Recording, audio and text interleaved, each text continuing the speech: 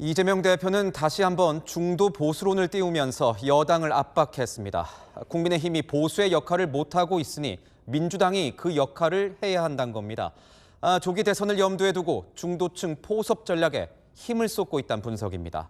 이상원 기자가 취재했습니다. 이재명 더불어민주당 대표가 다시 한번 중도 보수론을 꺼내들었습니다. 민주당은 본시 중도 정당이라며 국민의힘이 버리고 떠난 보수의 책임을 민주당이 책임져야 한다고 밝혔습니다. 이어 국민은 배고프다는 취지의 게시물을 올렸습니다. 정체성 공방이 불거졌지만 실용주의 노선을 견지할 거란 뜻으로 해석됩니다. 김민석 최고위원도 이 대표의 중도 보수론에 힘을 실었습니다. 중도적 국민 정당인 민주당의 중도 보수 지향을 강조해서 극우화한 국힘 대신 더 폭넓은 국민의 요구를 책임 있게 수용할 길을 열었습니다. 민주당 관계자는 극우화의 불편함을 느낄 수 있는 보수층을 겨냥한 것이라고 설명했습니다. 비명계 대선 주자로 꼽히는 김경수 전 경남지사도 더 넓게 국민들을 아우르는 국민정당이 되겠다는 취지로 본다며 긍정적으로 평가했습니다. 이 대표도 지지자를 향해 결국 다 함께 할 식구끼리 서로 비방하면 누가 가장 좋아하겠느냐고 화답했습니다. 이 대표가 조기 대선 국면을 앞두고 중도층 공략과 민주당 지지층 결집 두 마리 토끼 잡기에 나섰다는 해석입니다. 채널A 뉴스 이상원입니다. 이렇게 중도 보수론을 재점화하고 나선 이재명 대표를 향해서 이 국민의힘은 인생이 사기인 입보수라면서 반격에 나섰습니다. 몸은 좌파면서 입으로만 보수를 외친다고 보수주의자가 되는 건 아니라고 했습니다. 김호영 기자입니다. 국민의힘은 중도 보수를 선언한 이재명 대표에 대해 평가절하하며 날을 세웠습니다. 선거 전략상 의도적인 우클릭이다. 이재명 대표의 실질적인 행위는 포용이 아니고 배척하고 또 통합이 아니라 편가르기 하는 겁니다. 이재명 대표가 상속세 토론을 제안한 것에 대해 권성동 국민의힘 원내대표는 인생 자체가 범죄인 이재명 대표의 질의에 답할 가치가 없다며 일축했습니다. 국민의힘은 몸은 좌파이면서 입으로만 보수 외친다고 보수주의자가 되는 것 아니라며 자신들은 다르다고 강조했습니다. 우리 당은 1년 365일 중도층뿐만 아니라 전 국민을 대상으로 365일 지속적인 우리가 호소를 하고 있고 계속해서 정책과 또 비전을 보여주고 있다. 범여권 대권 주자들도 이재명 대표 비판에 가세했습니다. 유승민 전 의원은 SNS에 우클릭과 중도 보수를 흔들어대며 본인의 사법 리스크를 덮어보려는 것이라고 비판했고, 이준석 개혁신당 의원도 깜빡이 없이 차선을 바꾸는 모습을 연출하고 있다며 운전이든 정치든 이렇게 하면 사고 난다고 목소리를 높였습니다. 채널A 뉴스 김호영입니다.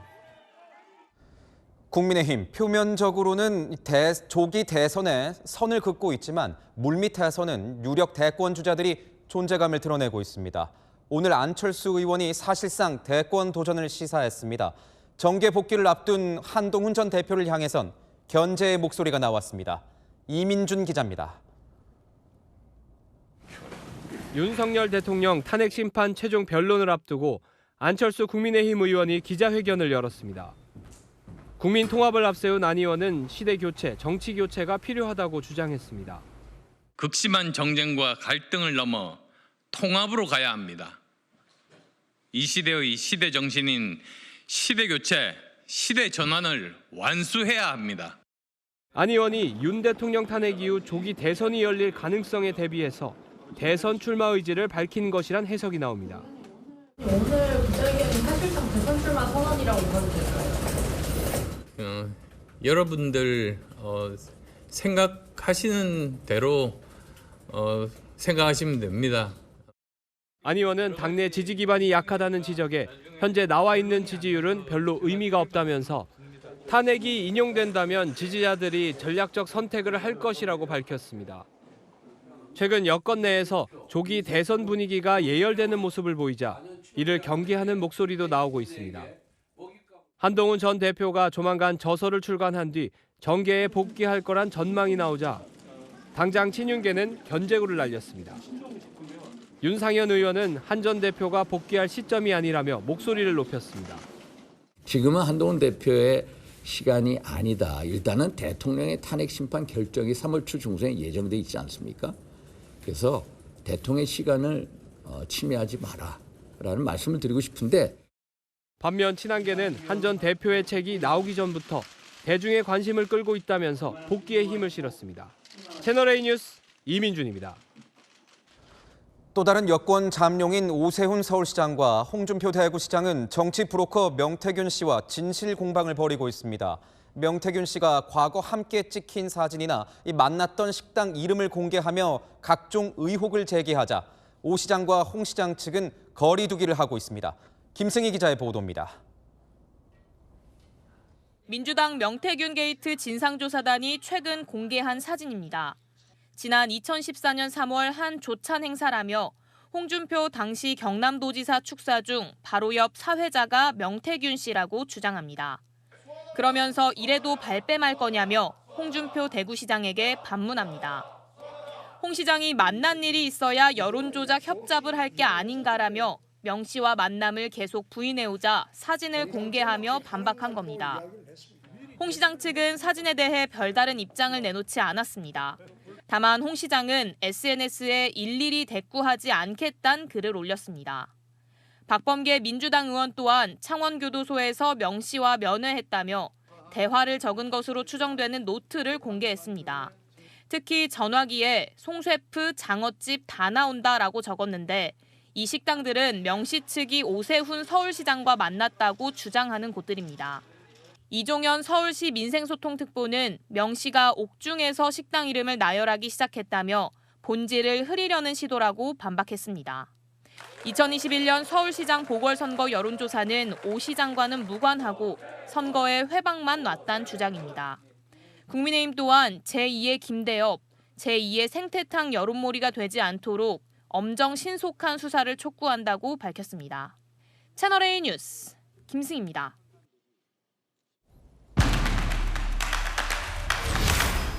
네, 아는 기자 정치부 최승영 기자와 함께하겠습니다. 자, 최 기자, 이재명 대표가 연일 중도 보수론을 띄우고 있습니다. 이유랄 게 있을까요? 네, 집토끼 잡았으니 산토끼 잡겠다는 겁니다. 지난 대선 때를 떠올려 볼까요? 이 대표 왼쪽에 심상정 정의당 후보가 있었죠. 당시 심 후보의 득표율은 2.37%였는데요. 이 대표와 윤석열 대통령의 득표율 차이 불과 0.73%포인트였습니다. 민주당 내부에선 심상정만 아니었어도 대선 이길 수 있었다며 아쉬워했었죠. 이번엔 이 대표 왼쪽에 심상정도 없고 게다가 야권 대선 후보 중 한 명이던 조국 전 대표도 대선에 나오는 게 불가능해졌으니 우클릭하기가 쉬워졌다고 보는 겁니다. 보수가 윤 대통령 탄핵 전국에서 점점 오른쪽으로 가서 중도 보수가 비었다고 판단하고 이 틈을 놓치지 않고 있는 겁니다. 민주당 내에서는 불만 없습니까? 공개적으로 비판하는 의원들도 있던데요. 네, 특히 비명계에서요. 이 대표가 왜 마음대로 당 정체성을 바꾸냐 반발했죠. 총선 이후 친명계가 당을 장악하면서 의원들 사이에서는 이 대표에게 발맞추는 분위기가 우세합니다. 한 민주당 핵심 의원은 국민의힘이 제 역할을 못하니 오른쪽에 비어있다. 그 몫을 하겠다는 것이라고 설명하더라고요. 지금의 민주당은 진보라고 말하기 창피할 정도다. 차별금지법 같은 경우 발의조차 못하고 있다는 불만 섞인 목소리도 있지만 공개적으로는 말하지 못하고 있습니다. 지금 궁금한 건 이겁니다. 이 대표의 우클릭, 도대체 어디까지 갈까요? 네, 결국은 세금이 중요하다고 보고 있고요. 종부세까지 건드릴 것 같습니다. 지난 대선 패배의 원인 여러 가지가 있겠지만요. 지도부 한 의원은 종부세를 꼽았습니다. 한 서울 지역 민주당 의원은 사석에서 종부세 폐지하고 재산세로 통합하면 된다고 하더라고요. 정책 분야를 맡고 있는 핵심 의원도 문재인 정부 시절 부동산 실패에 대해선 누구든 사과해야 한다고 말했습니다. 상속세도 세금인데 이재명 대표가 들고 나오지 않았습니까? 네, 최근 상속세 18억 원까지 공제해주겠다고 공언했죠. 누굴 겨냥한 걸까요? 바로 마용성, 한강벨트 표심을 노린 거란 분석입니다. 지난해 총선 결과를 보면 서울에서 마포갑과 용산, 국민의힘이 참패 와중에도 가져갔습니다. 민주당은 이 부분을 뼈아프게 보고 있습니다. 18억 원 공제하면 서울 아파트를 물려받는 중산층이 세금 부담을 줄일 수 있겠죠. 서울 승리 없이는 대선 승리도 없다고 보고 공략에 나선 겁니다. 이런 이 대표의 중도 보수 행보에 대해서 여당은 연일 견제하고 있는 것 같던데요. 네, 오늘은 대선 주자로 꼽히는 유승민 전 의원이 나섰는데요. 보수가 정신 차리지 않으면 중원은커녕 안방까지 내줄지도 모른다고 지적했습니다. 민주당 내부에선 유 전 의원이 국민의힘 대선 후보가 되면 중도에 소구력이 있어 대선판이 어려워질 수 있다는 말이 나오거든요. 다만 여야 모두 유 전 의원이 후보가 될 가능성은 낮다고 보고 있습니다. 지켜봐야겠죠. 국민의힘은 중도층 어떻게 가져가겠다, 어떻게 공략하겠다, 전략이랄 게 있습니까? 네, 일단 위장 전입이다, 대국민 사기다 이렇게 공세를 펴고 있습니다. 주 52시간제 예외를 둔 반도체 특별법도 통과시키지 않으면서 내세우는 선거 전략일 뿐이라고요. 지금은 말뿐이니 중도층의 파급력은 없을 거라고 보고 있어봤자 2, 3일 정도 갈 것이라고 당내 지도부는 깎아내리더라고요. 여당은 윤 대통령이 탄핵되기 전인데 민주당처럼 적극적으로 움직이긴 어렵다는 분위기인데요. 만약 탄핵이 인용되고 대선 경선이 시작되면 중도층, 무당층 향해서 본격적으로 움직이겠다는 계획입니다. 네, 지금까지 아는 기자였습니다.